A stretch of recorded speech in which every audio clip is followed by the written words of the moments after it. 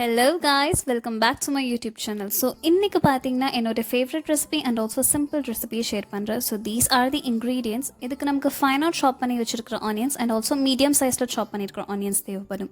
So oil நல்லா heat ஆனதுக்கப்புறமா இந்த மாதிரி ஆனியன்ஸ் ஆட் பண்ணி நல்லா சார்ட் பண்ணிக்கணும். லைக் கோல்டன் ப்ரௌன் கலர் ஆகிற வரைக்கும் நல்லா சார்ட் பண்ணிக்கணும். ஸோ இந்த மாதிரி ஆனதுக்கப்புறம் இதை வந்து நம்ம பிளெண்ட் பண்ணணும். ஒன்ஸ் பிளெண்ட் பண்ணிட்டோம் அப்படின்னா இந்த மாதிரி இருக்கும். ஸோ இது ஒரு சைடில் எடுத்து வச்சுக்கலாம்.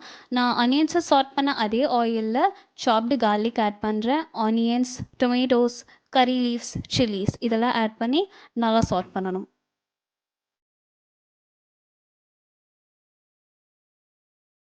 சார்ட் பண்ண தேவையில்லை. ஒரு மீடியம் லெவலில் சார்ட் ஆனதுக்கப்புறமா இது கூட நம்ம வந்து turmeric powder, chilli powder, coriander powder, salt, ginger garlic paste இதெல்லாம் ஆட் பண்ணி நல்லா மசாலாஸில் கோட் ஆகுற மாதிரி மிக்ஸ் பண்ணிக்கணும்.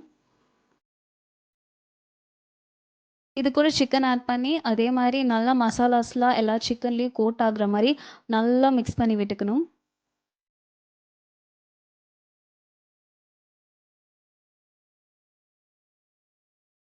இப்போ பார்த்தீங்கன்னா மசாலாஸ்லாம் சிக்கன் கூட நல்லாவே கோட் ஆயிடுச்சு. இது கூட நான் வந்து சீரகம், சோம்பு, குருமிளகு இதெல்லாம் சேர்த்து நான் ஒரு பொடி மாதிரி பண்ணி வச்சுருக்கேன். ஸோ அது ஒரு 2 டேபிள் ஸ்பூன் நான் வந்து சேர்த்துக்கிறேன்.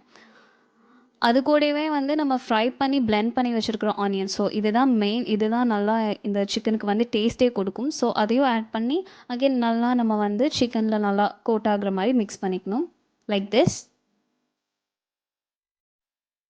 இது கூட நான் 1 1/2 கப் வாட்டர் சேர்த்துக்கிறேன். ஸோ இந்த வாட்டர்லேயே பார்த்தீங்கன்னா சிக்கன் நல்லாவே வெந்துடும். ஸோ நான் வந்து 10 to 15 மினிட்ஸ் இதை வந்து விடுறேன். ஸோ 10 to 15 மினிட்ஸ்லேயே சிக்கன்லாம் நல்லாவே வெந்துடும். ஸோ கடைசியில் வந்து கன்சிஸ்டன்சி இந்த மாதிரி வரும்.